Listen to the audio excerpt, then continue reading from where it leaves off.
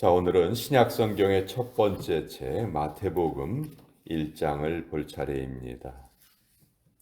신약 성경 1페이지 마태복음 1장 1절 그리고 17절 이렇게 두 절의 말씀을 우리가 읽도록 하겠습니다. 마태복음 1장 1절 그리고 17절 이렇게 두 부분 읽겠습니다. 먼저 1절 읽겠습니다. 시작. 아브라함과 다윗의 자손 예수 그리스도의 계보라. 17절의 말씀 읽겠습니다. 시작. 그런즉 모든 대수가 아브라함부터 다윗까지 14대요 다윗부터 바벨론으로 사로잡혀 갈 때까지 14대요 바벨론으로 사로잡혀간 후부터 그리스도까지 14대더라. 하나님의 말씀입니다. 아멘. 신약 성경 맨 첫 번째 책이 마태복음입니다. 사실 복음서 중에서는 마가복음이 제일 먼저 쓰여졌어요. 그래서 순서상으로 배열을 한다면 마가복음이 제일 먼저 신약 성경 첫머리에 있어야 될 것 같은데 마태복음이 자리하고 있습니다. 왜 마가복음 대신 마태복음이 첫 번째 책이 되었을까? 마태복음을 읽어보면 구약에 대한 인용문이 다른 신약 성경 어느 것보다도 구약에 대한 인용문이 많은 성경이 마태복음입니다. 그러니까 성경을 편집하는 사람들이 구약과 신약을 연결하는데 마태복음이 가장 적합한 책이다. 왜냐하면 구약 성경이 가장 많이 인용되어 있고 또 마태복음에 보면 자주 나오는 등장하는 문구가 그 말씀을 구약의 말씀을 이루려 함이라. 그 말씀이 여러 번 반복이 되거든요. 그래서 구약 성경에 능통한 자들이 신약 성경을 읽어갈 때 이 책이 가장 적합하겠다. 그렇게 생각을 하고 마태복음을 맨 앞부분에 놓았습니다. 그러니까 구약과 신약을 가장 부드럽게 연결시켜주는 책이 마태복음이다 하는 걸 알 수가 있고요. 마태는 오늘날로 치면은 IRS 직원이고 CPA였어요. 그러니까 세리 출신입니다. 그래서 아주 숫자에 능통한 사람이었고요. 근데 마태가 예수님의 계보를 이렇게 쭉 정리를 했는데 사실 여기 보면 사실과 맞지 않는 부분이 몇 군데가 있거든요. 그래서 왜 그렇게 기록을 했나, 그것의 의도가 무엇인가 하는 것을 우리 알아보도록 하겠습니다. 자, 1절을 보면 아브라함과 다윗의 자손 예수 그리스도의 계보라. 신약 성경의 첫 부분은 족보로 시작을 합니다. 예수님이 가공의 인물이 아니라 예수님은 이 땅에 사셨던 바로 그 실존하셨던 분이다 하는 것을 이 계보를 통해서 증명하고 있는데, 그렇다고 해서 이 계보가 예수님의 혈통을 나타내는 계보는 아니에요. 물론 그런 측면도 있기는 하지만 우리가 잘 아는 것처럼 예수님은 동정녀의 몸을 통해서 이 땅에 오셨어요. 그러니까 굳이 어떤 혈통을 따질 수가 없는 분이시죠. 아주 신비한 성령님의 역사로 인간의 몸을 입고 이 땅에 오시긴 했지만 인간의 태어난 방법으로 오시지는 않았단 말이에요. 그러니까 이 족보가 예수님의 혈통, 누구의 자손으로 왔다, 그거를 증명하는 그런 족보는 아니에요. 우리가 그렇게 오해하기 쉬운데 그런 족보는 아니고, 그럼 이 족보는 뭘 나타내는 족보냐? 1절에 이 족보의 성격이 잘 나타나와 있는데 아브라함과 다윗의 자손 예수 그리스도의 계보라.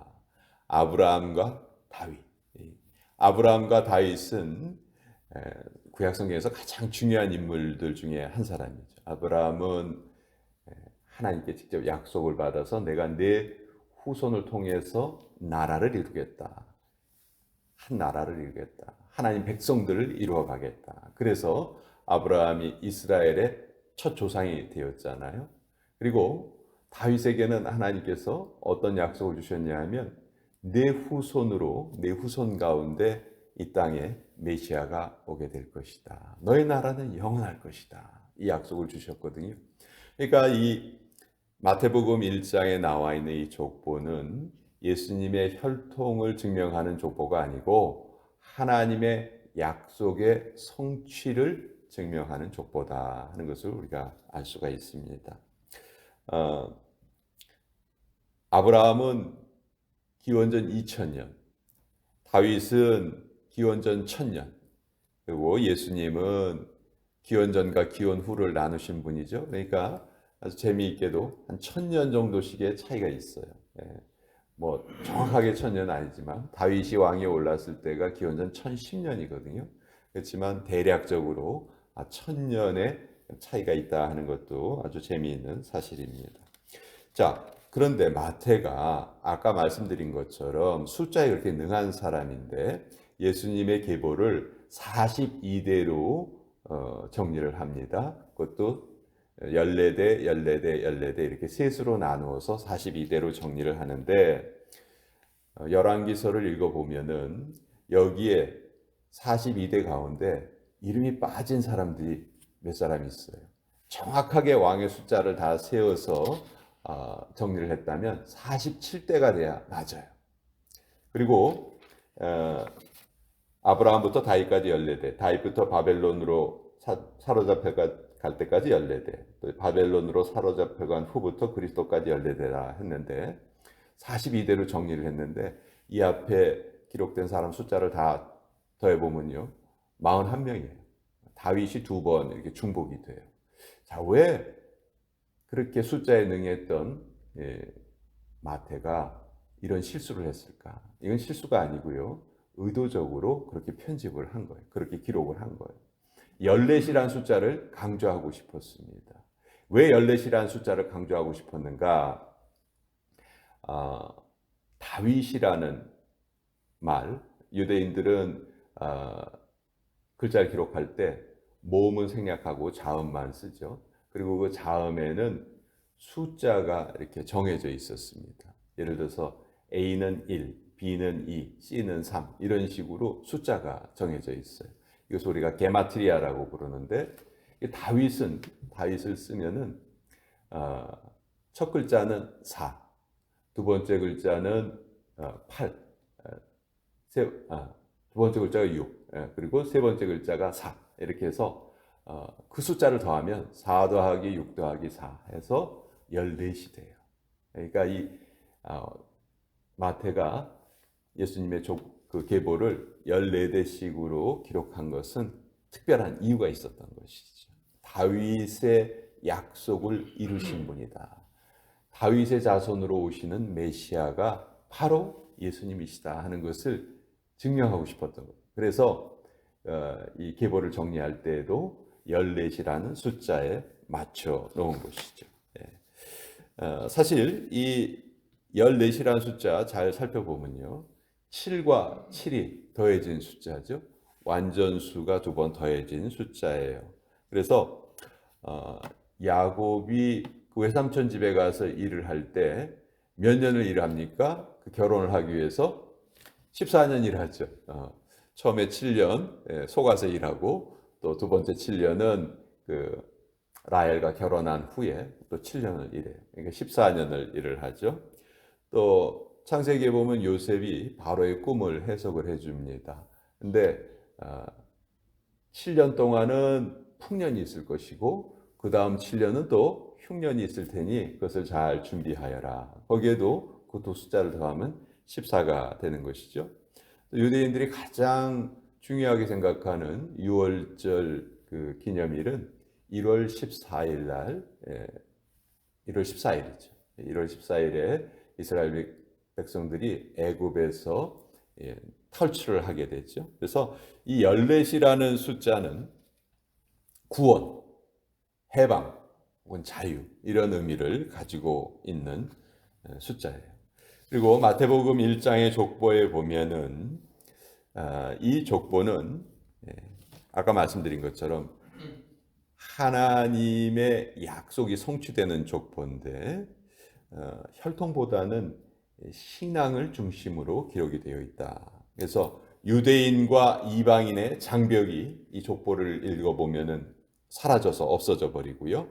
또 남자와 여자의 그 차별도 이 안에 없습니다. 유대인들은 특히 남성 우위 사상이 좀 강했는데 예수님의 족보에 여인들의 이름이 들어가 있어요. 또 그 족보에 나오는 여인들은 좀 부끄러운 그런 일들과 관련이 되어 있습니다. 3절에 보면 유다는 다말에게서 베레스와 세라를 낳았다 했는데 유다와 다말의 관계는 시아버지와 며느리의 관계예요. 또 5절 살몬은 라합에게서 보아스를 낳았다. 근데 이 라합은 우리가 잘 알고 있는 여리고의 기생이었단 말이죠. 또 보아스는 룻에게서 오벳을 낳았다. 이 룻은 여호와의 총회에 들어오지 못하리라 하나님께서 말씀하셨던 그 모압 여인이란 말이죠.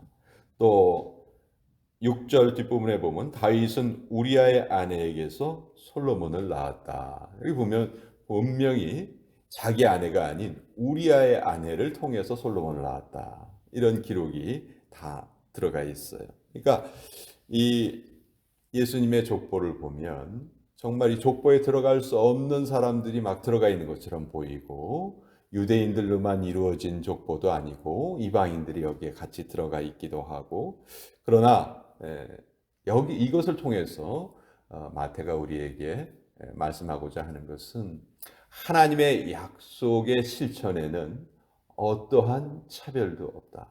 혈통적인 어떠한 차별도 없고 그 사람의 인종이라든지 성별이라든지 뭐 직업이라든지 이런 것은 아무런 관계가 없고 오직 하나님을 믿는 믿음이 있었느냐 없었느냐 그것만이 중요한 요인이다 하는 것을 우리에게 알려주고 있습니다.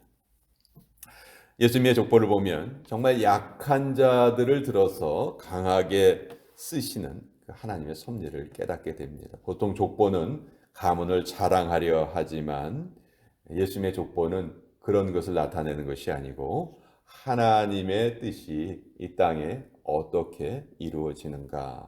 또 이 족보를 보면 인간이 아무리 많은 실수를 한다 할지라도 하나님께서는 그 실수마저 사용하셔서 하나님의 뜻을 반드시 이루어 가신다 하는 것을 우리가 알 수가 있죠. 그래서 우리가 잘 알고 있는 신약 성경의 첫 번째 책의 첫 번째 장이 족보로 시작을 합니다. 그러나 이 족보는 혈통을 나타내는 족보가 아니다.